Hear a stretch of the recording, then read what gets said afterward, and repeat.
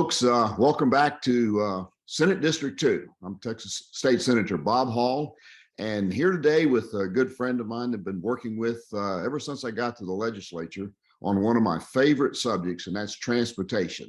Terri Hall lives in the San Antonio area, and her passion is trying to get Texas transportation in line with what the people of Texas need and deserve. One of our favorite subjects has been working on toll roads, and I think we've been pretty effective in trimming back on what the state had planned to do with toll roads. But that's not what we're going to talk about today. We've got a whole new threat coming at Texas from the federal government. Many of you are not surprised when we talk about another threat from our federal government because they seem to be coming very rapid lately. But this one is from a deep dive that Terri and her supporters have done into the new infrastructure bill that is upon us. It's a huge spending bill, but in it is buried some really heinous things that they want to do to the American people. I think you're going to be shocked when you hear this, but Terry's going to go through and talk the details. We're going to talk about what their plan is on banning gas-powered automobiles. What they're doing, what's going to happen in terms of a right to repair the vehicle, on how your rights are going to be limited. There's an issue in there on kill switches. They're going to be put in automobiles. It takes control of your automobile completely away from you. And a big issue on what's been termed the road diet as the federal government's attempt to minimize the number of lane miles that are available for automobiles to drive on. Federal government's going to try to make it as painful as possible for people to be able to drive their gas-powered automobiles. And then we're going to talk about the impact of this hideous ESG concept, woke concept of the left that's being woven into every aspect of our society.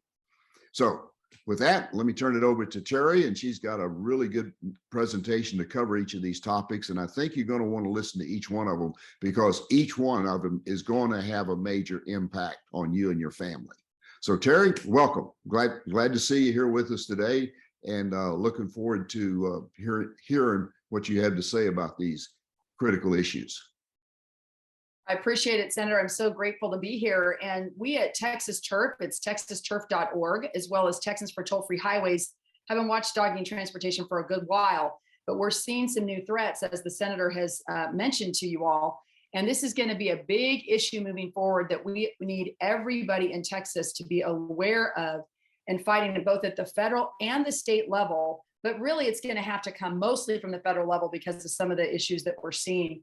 So that's what we wanted to bring up to everyone today. Let me get my slides up for you so you can follow along. So the left has an anti-car push. There's no question about it. And we need to protect our freedom to travel from what's going on. You know, back in the day, it used to be unbridled toll taxes were our biggest problem that we were facing. But now we're seeing this California-style road diet being imposed in every corner of the state, really in the country. But here in Texas, we're seeing this radical environmental agenda driving all these anti-car policies. And we're also seeing diversity, equity, and inclusion initiatives, which those are the three things we hear about in schools with CRT. Well, this is how it's going to apply to transportation. We're going to talk about that. It's being forced into our transportation decision-making now, and who gets funding for what. It's a systematic effort to shrink our auto capacity and make driving miserable enough to get you out of your car. So one of the things that we saw literally just in a week or so ago is 3 states now, of course, it's the most liberal states. It is starting with Washington state, then Oregon followed suit. And then of course, what got the biggest news was California, where Governor Newsom has now passed a rule banning the sale of all gas-powered vehicles by 2035. But what shocked us is that this happened at breakneck pace. I mean, all of this started just a few months ago when the very first state said they were going to ban selling any kind of gas-powered vehicles. That was already sending shockwaves. Well, now we already have 3 states on board. And now the Secretary of Transportation under the Biden administration, as you may know, is Mayor Pete Buttigieg. He now chimed in a week or so ago saying that he's really interested and the regulations like those in California, and that he's considering a national policy of banning the sale of gas-powered vehicles. Well, now, folks, that means it will affect you and I here in the state of Texas. And of course, he's saying that this transition to electric vehicles has to happen quickly. And he added, in order to beat, quote, quote, climate change. Anyone who pays attention to the World Economic Forum, which most of us in Texas try not to, there's another issue happening on the global level, a global scale, where they want to reduce car ownership by 90%. And they actually also mentioned in that same meeting that they want to reduce meat consumption, which is why the headline talks about nudging us into eating plants and bugs. So basically, they want to take away your cars and force you to be in your huts and eat bugs and plants and own nothing and be happy about it. That's ultimately what the WEF wants. But really, they're about eliminating car ownership. And they want to make more room. And this is what they say in their own economic forum, is they want to make room for pedestrians and bicycles to clean the air so that we have less global warming and shorter commutes. Well, it pretty much means no commutes if most Texans have to take a bike to get to work. So I thought this slide demonstrated very well what we're going to start seeing from these people using the ESG investing. Those who may not be familiar, it's environment, social governance. It's basically the radical environmental way of taking over all investment structures, taking over companies, taking over who has access to money and who doesn't. And they want to apply it to transportation just like they want to apply it to everything else in your life. So they want to put a social score, if you will. Anyone who's familiar with how this happens in China, and the Communist Party puts a social score on people, and how cooperative you are with the Communist Party and their government and their policies determines your score. And that score, if it gets too low, then you start having your freedoms taken away. And that's ultimately what we see happening through these policies in America. And I'll tell you how it's happening. Recently, the Security Exchange Commission, which is the SEC, as well as the US DOT, which is the Department of Transportation, both adopted new rules that deal with carbon emissions reporting. So through this carbon emissions reporting, which, by the way, they're calling carbon dioxide that we exhale with every breath, with every breath we exhale, they're calling it a toxin, and they're saying it's a danger, of course, to the environment, and that somehow if a level of carbon gets to a certain point, it's now a toxin, even though God made us to exhale this, and that it becomes plant food. Of course, plants take in carbon dioxide and give off oxygen that humans need. And it's supposed to all work in a symbiotic kind of a way. But now they're trying to use that against us. They're trying to weaponize something that is as natural as breathing and use it to create a social scoring system. And we all know that it doesn't stop with just banking and financial and credit rating. They turn it very quickly into a government surveillance system of everything you do. And that doesn't mean that you're exempt from that in your car. You see these onboard cameras that we all have in these new cars of ours, and you can see how the government can access this type of an onboard system to create even a social scoring system, even in vehicles. If you notice on this, he's obviously off the charts on anger. His mouth is open. Well, there's not much to stop the government in this environment from being able to say, you don't have the temperament to drive today. You need to stop driving, or to affect your ESG scores, your social score, your credit score, your insurance, how much you pay for it. There's lots of ways that this can be weaponized against us. And we kind of laugh about it, but that's actually what's happening. If you look at this, Justin Haskins with the Heartland Institute, he says it's highly likely you're going to see financial institutions start using these personalized social credit scores. It's going to affect your access to loans. That includes car loans, your interest rate on those loans, and whether or not you're even eligible for insurance coverage based on what they can spy on us doing in our vehicles. And then, as Senator Hall alluded to, this is something that was buried deep in that huge infrastructure bill that passed about a year ago. Unfortunately, enough Republicans crossed over to pass that bill, even though they didn't need any Republicans to pass it. But at the end of the day, after 2026, there will be a mandate that all vehicles in the US be manufactured with a remote kill switch. So that literally means they can prevent you from using your vehicle by remotely from some other location shutting down your ability to start your car or drive your car. So that if that doesn't scare you, I don't know what would when it comes to your freedom to travel. And there's also that really relates to something else that we're going to talk about in a minute, and that's about right to repair. It's an important emerging issue. We found out this information actually from an article in Real Clear Energy, because the actual infrastructure bill puts this under the drunk driving initiatives. We all know that there's an aftermarket breathalyzer you can put on a car, and if a drunk gets in their car and they blow into that breathalyzer and they're considered drunk, their car won't start. We don't need a remote kill switch put in every single vehicle in America for the handful of people that have an issue with drunk driving. This really is something that has a backdoor way for the government to get in and kill your car, your ability to drive your car, in other words, using this legislation. So one of the things that was brought up by this gentleman in Real Clear Energy is he said this has to be repealed. The Republicans, once they gain control, hopefully they gain control and have a new Congress in January, this has to be removed. And we want the public to know this so that we can continue the pressure to ensure that the Republicans take a bold strategy of removing these things that are already passed and in law. And what the right to sure. On this one, that I hope people are listening to what you're saying, because this, while it's similar to barely similar to what they put in automobiles for people with drunk driving history, that's locally controlled. That's controlled by the person in the car.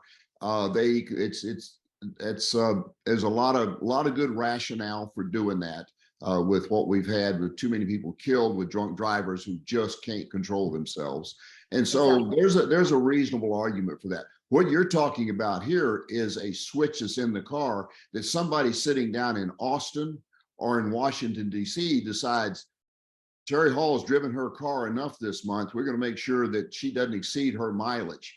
Or Terri Hall's ESG score isn't as high as it should be, so we're going to restrict her driving by just remotely disabling the automobile. This is going to give the government the ability to disable the individual's automobile at will remotely. Absolutely.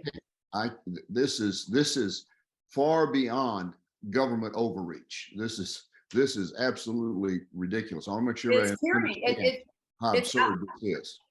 I agree. And it really is about tyranny, right? Because if they can do this to you, you can't leave your driveway without the government's permission. And what's to keep them from using any kind of marker that they want, or any kind of criteria? What if you aren't vaxxed with the COVID vaccine or jab, if you will, and you're not allowed into this federal complex, or you can't enter this or that, or even go into a certain hospital setting or any other setting they decide, based on all kinds of criteria. It doesn't even have to relate to driving, just like Senator Hall was mentioning. So the Republicans, thankfully, on the U.S. House Transportation Committee, got to have Pete Buttigieg on the hot seat just a few weeks ago in July, where Thomas Massie, one of the few good conservatives on that committee, challenged him on this. And we started to get some useful information about how this is going to impact our electric grid to have this huge push for electric vehicles. He asked Buttigieg, are you supportive of Biden's goal to have 50% of the cars be EVs by just 2030? Remember, that's not that far away, folks. That's less than 10 years from now. He said he did. Then he asked him, do you think it's going to take more to charge a car in your garage or to run your refrigerator all day 24/7? Because remember, that's the appliance that usually costs us the most to keep running in most of our homes. And Buttigieg had to admit, probably the car. And then Massie asked him, do you know how much more electricity that's going to take? And he didn't know. So he said, let me help you out. So he actually compared it to the refrigerator being plugged in 24/7. And the average household's use of electricity will take 25 times more electricity than running your refrigerator just to charge one electric vehicle in your garage at night. And then he asked him, well, don't you think that's going to strain our electric grid if every household were to plug in 25 refrigerators? And of course, Buttigieg was forced to answer yes. And Massie, of course, concluded, we don't have the capacity to generate this much energy that will be needed to make this fantasy work by 2030 or even 2040 at this rate. And he noted that the average household will have to use 4 times as much energy as they do on air conditioning for an entire year in order to charge just 2 electric vehicles. So we're talking about a massive effect and impact to our electric grid that's totally unsustainable. And we can get into that later because I know you're very attuned to those issues, Senator Hall. But Yes, back and, to and right what you're talking about there, Terry, is we currently operate right near the maximum of our capacity today. That's right. In Texas. We have actually brought on the ancillary energy producers this past summer that actually brought us up above what we would consider to be even maximum capacity. So we're right there at the edge of it now. And we don't see anything new coming except wind and power.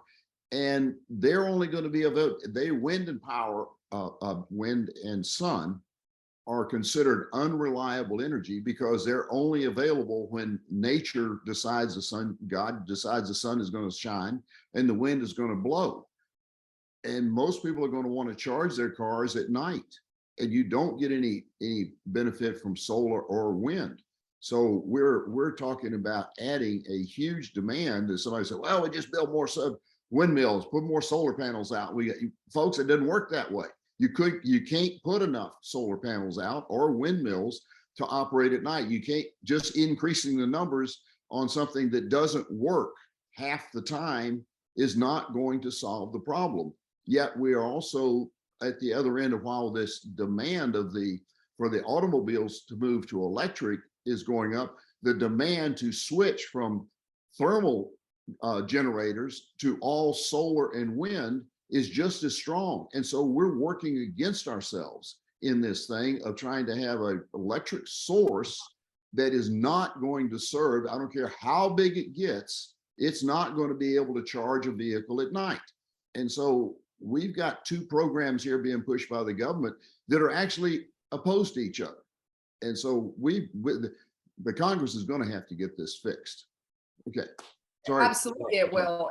And ironically, at the very week that this hearing happened, ERCOT was telling Texans to put their thermostats at 80 degrees in order to get our grid through the 105-degree days we were having during our heat wave all summer long.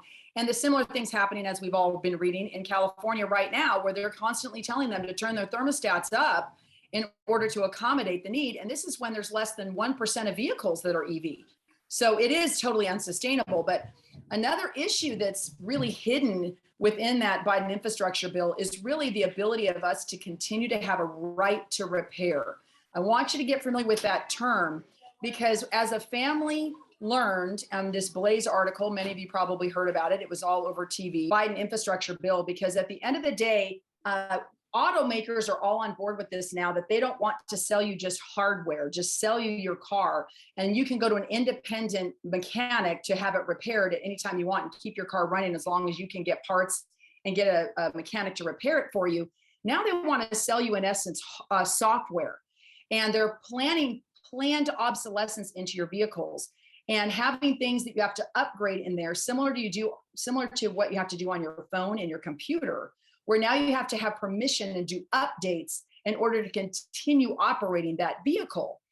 So one of the things we saw was this Blaze article where a family had purchased an $11,000 used electric vehicle for their daughter. It's a Ford Focus. It's a 2014. It had 60,000 miles on it.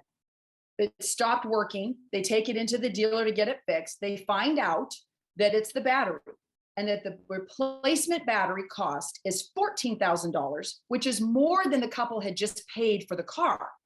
Then they tell them the bad news that they no longer make that battery. They don't support it anymore. So now they have no way to make that car usable again. They cannot fix their car that's only a 2014, and this happened just a few months ago in 2022.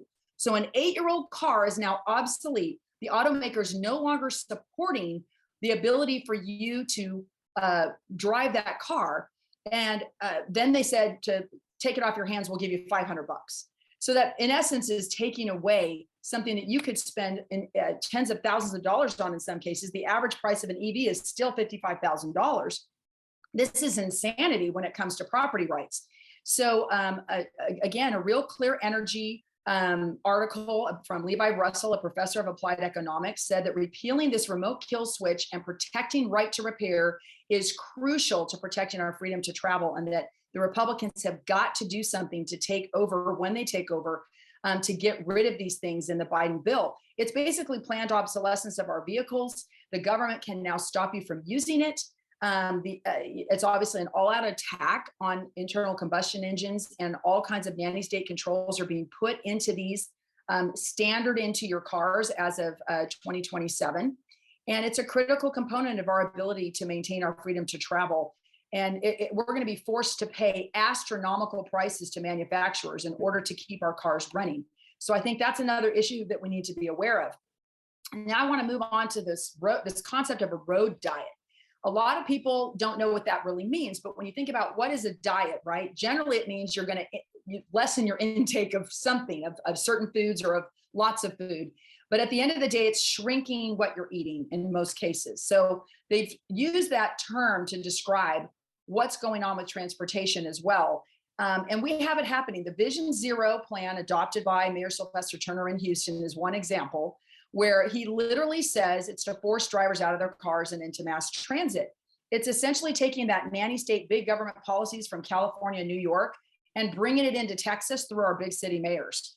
It was originally created by Swedish activists who were trying to impose a socio-political ethic into transportation years ago. The UN, of course, got on board. They adopted it. They used it through things called sustainable development. Some of us remember it being called Agenda 21. But it's globalist. They're pushing it into every city through the mayors. And they're tying it now to social justice, even public health, in order to further regulate all of our road funding through this funnel. And they want to use it to push mass transit and divert road taxes to transit bikes and pedestrian trails. So here's just one example. The Vision Zero in Houston includes widening sidewalks by 50 miles a year, increasing bike lanes by 25 miles a year, slowing your speed limits within city limits by lobbying the state to reduce that default speed limit on your residential streets down to 25 miles per hour. Folks, we had to fight this bill in the last two legislative sessions. Actually, I think it was the last three legislative sessions, where they are consistently trying to turn all of our urban areas into essentially school zones where you cannot drive more than 25 or 30 miles per hour. They want to narrow your streets. They want to actually shrink them and make lanes available to cars, make fewer lanes available to cars. They want to deliberately slow down traffic to force you out of your car and into some other mode of travel that the environmentalists want you to use, whether it's your feet by walking, bicycling, or being dependent on mass transit of some kind.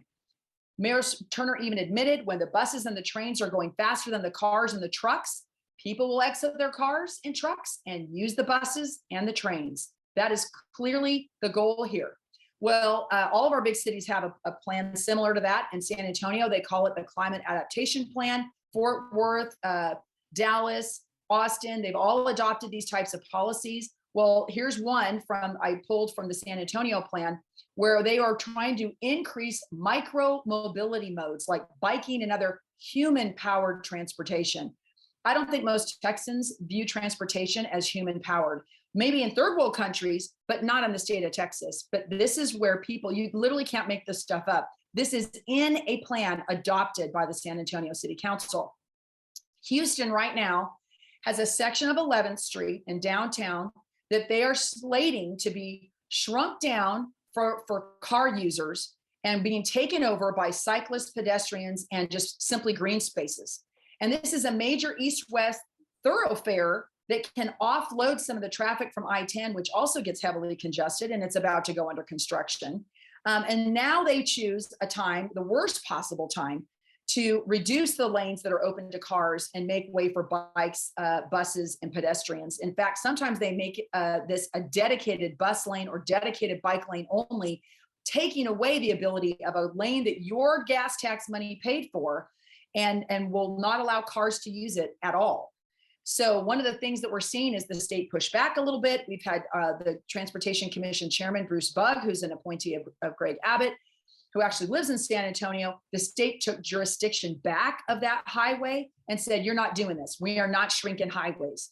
So we feel like that's something that the Texas legislature can definitely protect us from. We want to see a bill to do this next session, is to stop them from shrinking lanes of our roads and removing lanes available to cars. So how do we wrap this up, Senator? I feel like, what does it all mean? A lot of people are overwhelmed. They've never heard this information before. What does it all mean? Well, one of the other things that I think most people have heard was in that federal bill is that federal mileage tax. While it's just a pilot program today, we all know that they want to pull the trigger on that and charge you for every mile you drive. In essence, that's a toll for every mile you drive, folks, and they will be able to control that. So we think, just like the senator mentioned earlier, this is going to turn into how many miles are you driving per month? And by asking the states and the SEC asking companies to report all carbon emissions, that means not just your car, they want to know your lawnmower, what every appliance that you use emits, so that they can then give you, in essence, a carbon footprint per month that you're allowed to use. And when you exceed that, that's where comes in the kill switch, right? That they can come back in through this carbon emissions reporting and know how much each person is emitting by that federal mileage tax and tracking every mile you drive, using that along with the state's reporting the amount of carbon that's in each appliance or thing that you use. And boom, they have total control over every aspect of your life through the green agenda. And then you mentioned, we've already mentioned the obsolescence of cars and their parts. That just plays into the government's push to take away your cars, because ultimately they can do it by, similar to we see with the gun control. A lot of times they can't get their bills through, but what do? They make ammo more expensive so that you can't afford to, put bullets in your gun to actually be able to use your weapons. Well, it's similar to cars now. You're not going to be able to afford the parts or even find parts or even have the software permission from the auto dealer to be able to continue driving your car if you don't play into the game of the social credit system that the environmentalists are trying to impose on us nationwide. Wow. Terri, you're always full of just the best good news. I hope everybody was listening to what you had to say, because we're talking about the federal government taking control of our automobiles so that as a means of controlling our social life, controlling family life, absolutely, and controlling our adherence to any social program they come up with with having the social scores for folks based exactly. on it's almost mind-boggling that it's worse than what was predicted in the book 1984 and those that followed along with it with Right, big government exactly. taking control. This is you talk the overreach of the heavy hand of government. So which leads us to what our only solution, our only way out of this is to replace the folks that are in office that Yes. are promoting this. This is what makes it important that every person out there that understands that it's the Republican Party that is wanting to promote individual liberty, to protect individual liberty. It is the Democrat Party that is trying to destroy what they call democracy. Well, we have a constitutional republic, and what the Democrats are trying to destroy is a constitutional republic. So this is an incredibly important election, that you get out and vote. Now, I know there are some folks out there, the Republican, that say we got some Republicans in office that I really don't like. They don't do what I think they ought to do, or as much of what it is. Folks, I understand what you're saying, but the decision point for that is past. It's been gone since last March when we had the primary. You're now faced with a choice between a Republican that you may not agree with on all the time, or you may not even like them, wouldn't want to have dinner with them, play golf with them, or even have a social chat with them. But I guarantee you that Republican is going to be a whole lot better than the Democrat that you do not want, that is destroying our country, destroying our way of life, destroying our economy with these programs that are simply designed to take control of our individual lives. So if you don't want to see that happen, not only do you have to get out and vote, but your entire family and everyone that you know. I mean, our government is made, it's of the people and by the people. And that's not just a cute statement. It's a reality. And this is where you get to have your part in this. If you don't like what you just heard that Terri just described, that's here, it's coming. It's not a dream that somebody has. Some of this stuff is in law now. It just hasn't taken effect yet. This has to be changed, and it will only be changed if we can take back our Congress, take back our national Senate, and then we need to protect the people of Texas by putting as many Republicans as possible in office so we can stop the nonsense coming out of Washington. So any last thing you'd like to tell the folks, Terri? We'll wrap it up and move Well, on. sure. I think another thing that just gives us another example is Pete Buttigieg just started his down payment on a new system, a new program called Reconnecting Communities. And in that layout, he says that we're trying to make up for the damage that was done to minority communities when we built the highway system.